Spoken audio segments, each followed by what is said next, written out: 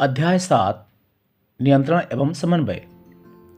Class 10 का science book, जिसमें पृष्ठ संख्या 132 के जो प्रश्न है, प्रतिवर्ती क्रिया तथा टहलने के बीच क्या अंतर है, दो तंत्रिका कोशिकाओं के मध्य अंतर्ग्रथन में क्या होता है, मस्तिष्क का कौन सा भाग शरीर की स्थिति तथा संतुलन का अनुरक्षण करता है, हम एक अगरबत्ती की गंध का पता कैसे लगाते हैं, प्रतिवर्ती क्रिया में मस्तिष्क की क्या भूमिका है। इन प्रश्नों का उत्तर आप इस वीडियो में पाएंगे।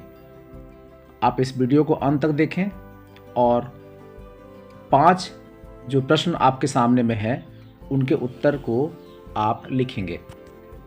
प्रतिवर्ती क्रिया तथा टहलने के बीच क्या अंतर है। प्रतिवर्ती क्रिया पर्यावरण में किसी घटना की अनुक्रिया के फलस्वरूप अचानक हुई क्रिया को प्रतिवर्ती क्रिया कहते हैं। जैसे किसी गर्म बर्तन पर अचानक हाथ लगने पर उससे बचने के लिए तेजी से हाथ को हटाना। इस प्रकार की क्रियाओं पर हमारे सोचने का यानी मस्तिष्क का कोई नियंत्रण नहीं होता है। टहलना हमारे सोचने पर निर्भर करता है। यह एक ऐच्छिक क्रिया है जो हमारी सोच समझ पर निर्भर करता है। यह क्रिया मस्तिष्क द्वारा नियंत्रित होती है। अगला प्रश्न है 2 नंबर। दो तंत्रिका कोशिकाओं के मध्य अंतर्ग्रथन में क्या होता है। विभिन्न तंत्रिका कोशिकाओं में सूचनाओं के आदान प्रदान से सिनेप्स यानी अंतर्ग्रथन सहायक होता है। यह तंत्रिका कोशिका द्वारा भेजी गई सूचनाओं को रसायनों में विवेचित कर देता है ताकि ये रसायन दो तंत्रिका कोशिकाओं के बीच के रिक्त स्थान को पार करके दूसरी तंत्रिका कोशिका में प्रवेश कर सकें। अगला प्रश्न है मस्तिष्क का कौन सा भाग शरीर की स्थिति तथा संतुलन का अनुरक्षण करता है। इसका उत्तर है पश्च मस्तिष्क में स्थित अनुमस्तिष्क शरीर की स्थिति तथा संतुलन का अनुरक्षण करता है। अगला प्रश्न, हम एक अगरबत्ती की गंध का पता कैसे लगाते हैं। अगरबत्ती की गंध को ज्ञानेंद्रिय द्वारा यानी कि नाक द्वारा ग्रहण करने के बाद नाक में उपस्थित तंत्रिका कोशिकाओं द्वारा विद्युत आवेग में परिवर्तित करके अन्य तंत्रिका कोशिकाओं तक पहुंचाया जाता है। अन्य तंत्रिका कोशिकाएं अगली तंत्रिका कोशिकाओं तक पहुंचते हैं और अंत में अग्र मस्तिष्क में पहुंचती है। अग्र मस्तिष्क में अगरबत्ती के बारे में जानकारी पहले से ही उपस्थित रहती है, जिससे हम इसकी गंध का पता लगा लेते हैं। प्रतिवर्ती क्रिया में मस्तिष्क की क्या भूमिका है। मस्तिष्क शरीर का मुख्य समन्वय केंद्र है। मस्तिष्क तथा मेरुरज्जु केंद्रीय तंत्रिका तंत्र बनाते हैं। ये शरीर के विभिन्न भागों से सूचनाएं प्राप्त करके उनका आकलन करते हैं। ये क्रियाएं मध्य मस्तिष्क तथा पश्च मस्तिष्क से नियंत्रित होती हैं। अध्याय 7 नियंत्रण एवं समन्वय। क्लास 10 एनसीईआरटी बुक के पेज नंबर 139 का आंसर हम जानते हैं। इसमें पहला प्रश्न है जंतुओं में रासायनिक समन्वय कैसे होता है। दूसरा प्रश्न है आयोडीन युक्त नमक के उपयोग की सलाह क्यों दी जाती है। तीसरा प्रश्न है जब एड्रेनलिन रुधिर में स्रावित होता है तो हमारे शरीर में क्या अनुक्रिया होती है। और चौथा प्रश्न मधुमेह के कुछ रोगियों की चिकित्सा इंसुलिन का इंजेक्शन देकर क्यों की जाती है। आइए हम जानते हैं पहले प्रश्न का उत्तर। तो पहला प्रश्न यहाँ था जंतुओं में रासायनिक समन्वय कैसे होता है। इस प्रश्न का उत्तर है जंतुओं में विभिन्न हार्मोन सूचनाओं के संचरण का कार्य करते हैं। थायरोक्सिन हार्मोन शरीर की वृद्धि और विकास को नियंत्रित करता है। अधिविक्र ग्रंथि से स्रावित एड्रेनलिन हार्मोन मुख्यतः नियंत्रण और समन्वय का कार्य करता है। यह सीधे रुधिर में स्रावित होता है और शरीर के विभिन्न भागों में पहुंचता है। ये जंतु हार्मोन अंतस्रावी ग्रंथियों का भाग है जो शरीर में नियंत्रण एवं समन्वय का दूसरा मार्ग है। दूसरा प्रश्न, आयोडीन युक्त नमक के उपयोग की सलाह क्यों दी जाती है? इस प्रश्न का उत्तर है आयोडीन युक्त नमक के उपयोग की सलाह इसलिए दी जाती है क्योंकि आयोडीन थायरोक्सिन के संश्लेषण के लिए अनिवार्य है। थायरोक्सिन हार्मोन शरीर में वृद्धि और विकास को नियंत्रित करता है। यदि आहार में आयोडीन की कमी होगी तो गाइटर रोग, जिसे हम लोग घेंगा भी कहते हैं, हो सकता है। तीसरा प्रश्न है, जब एड्रेनलिन रुधिर में स्रावित होता है तो हमारे शरीर में क्या अनुक्रिया होती है? इस प्रश्न का उत्तर है जब एड्रेनलिन शरीर में स्रावित होता है तो हृदय की धड़कन बढ़ जाती है ताकि पेशियों को अधिक ऑक्सीजन की आपूर्ति हो सके। पाचन तंत्र तथा त्वचा में रुधिर की आपूर्ति कम हो जाती है क्योंकि इन अंगों की छोटी धमनियों के आसपास की पेशियां सिकुड़ जाती हैं। डायाफ्राम तथा पसलियों की पेशी के संकुचन की श्वसन दर भी बढ़ जाती है। अंतिम प्रश्न है, मधुमेह के कुछ रोगियों की चिकित्सा इंसुलिन का इंजेक्शन देकर क्यों की जाती है? इस प्रश्न का उत्तर है इंसुलिन हार्मोन का स्रावण अग्नाशय में होता है जो रुधिर में शर्करा के स्तर को नियंत्रित करता है। यदि इंसुलिन पर्याप्त मात्रा में स्रावित नहीं होता है तो रुधिर में शर्करा का स्तर बढ़ जाता है, शर्करा यानी कि चीनी का मात्रा, जिससे स्वास्थ्य पर विभिन्न हानिकारक प्रभाव होते हैं। इसी इंसुलिन की आपूर्ति करने हेतु मधुमेह के रोगियों को इंसुलिन का इंजेक्शन दिया जाता है। पहला प्रश्न है, निम्नलिखित में कौन सा पादप हार्मोन है? इसके ऑप्शन है इंसुलिन, थायरोक्सिन, एस्ट्रोजन, साइटोकाइनिन। यहाँ पर ध्यान देंगे, इंसुलिन, थायरोक्सिन, एस्ट्रोजन ये जंतु हार्मोन है, जबकि साइटोकाइनिन पादप हार्मोन है। अतः इस प्रश्न का सही उत्तर है साइटोकाइनिन। दूसरा प्रश्न, दो तंत्रिका कोशिका के मध्य खाली स्थान को कहते हैं? द्रुमिका, सिनेप्स, एक्सान, आवेग। इस प्रश्न का सही उत्तर है सिनेप्स। तीसरा प्रश्न है, मस्तिष्क उत्तरदायी है सोचने के लिए, हृदय स्पंदन के लिए, शरीर का संतुलन बनाने के लिए या उपरोक्त सभी? तो यहाँ पर देखेंगे, मस्तिष्क सोचने के लिए भी सहायक है, हृदय स्पंदन भी मस्तिष्क से जुड़ा हुआ है और शरीर का संतुलन बनाने में भी मस्तिष्क का अहम योगदान होता है।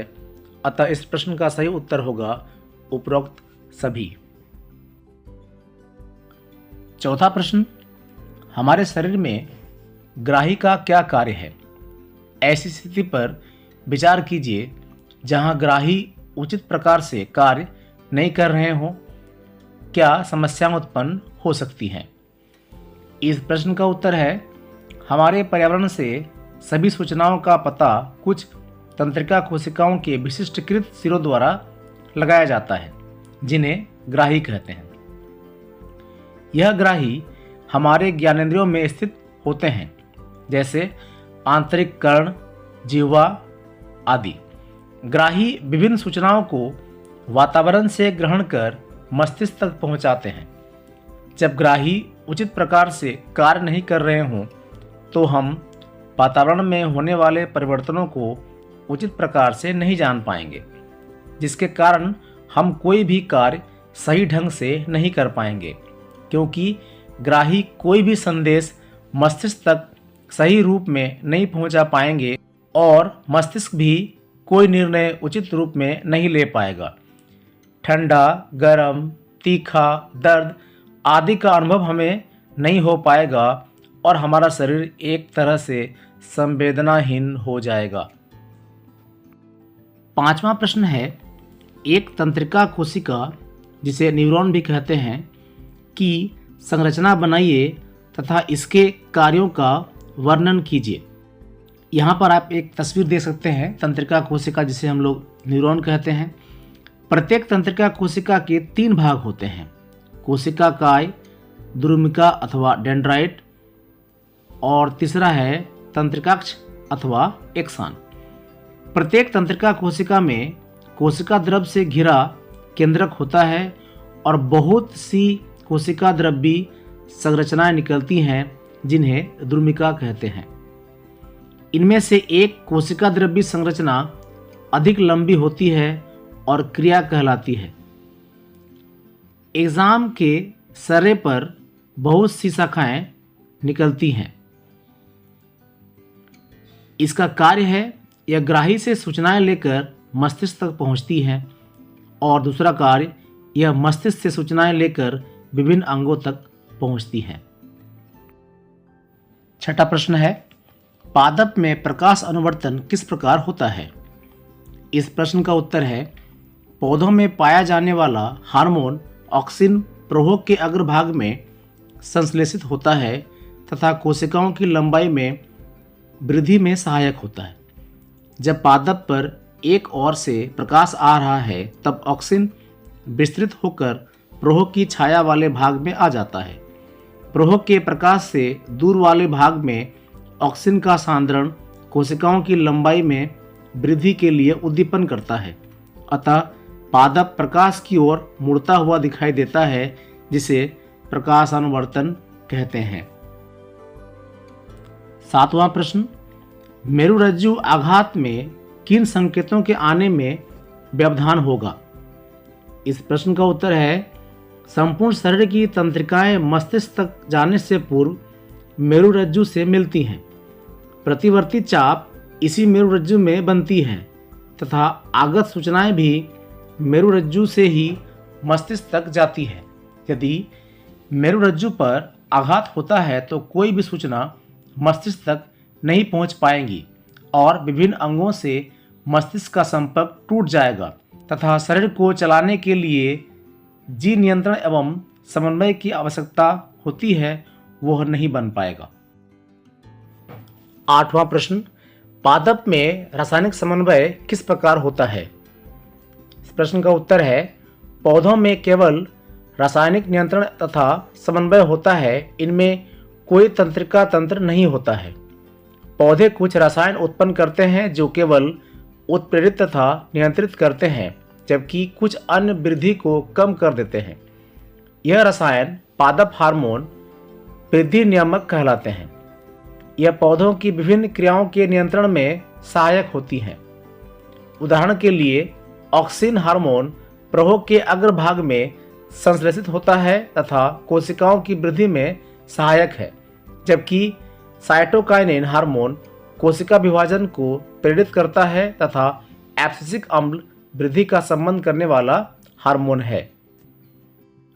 नौवां प्रश्न, एक जीव में नियंत्रण एवं समन्वय के तंत्र की क्या आवश्यकता है? इसका उत्तर है, किसी भी जीव में नियंत्रण एवं समन्वय की अत्यधिक आवश्यकता होती है। प्रत्येक जीव को जीवित रहने के लिए कई परिस्थितियों का सामना करना पड़ता है तथा उसी के अनुरूप प्रतिक्रिया करता है। इसके साथ ही विभिन्न जैविक क्रियाएं प्रतिरक्षण हमारे शरीर में घटित होती रहती हैं, जिनको नियंत्रित करने की आवश्यकता पड़ती है।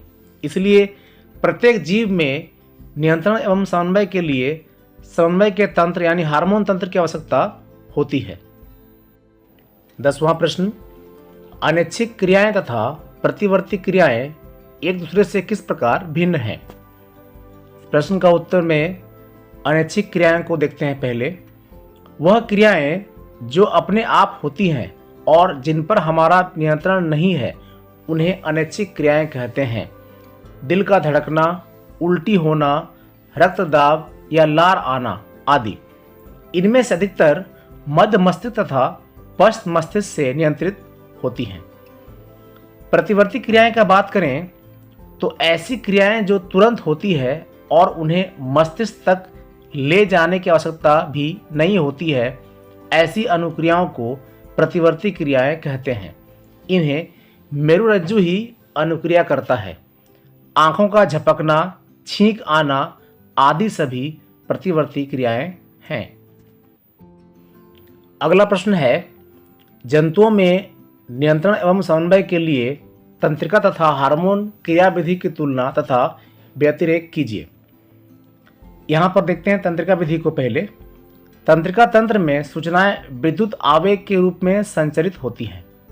दूसरा, सूचना का संचरण तीव्र होता है और प्रतिक्रिया त्वरित होती है। तीसरा, तंत्रिका तंत्र जंतुओं में नियंत्रण एवं समन्वय के लिए आवश्यक है।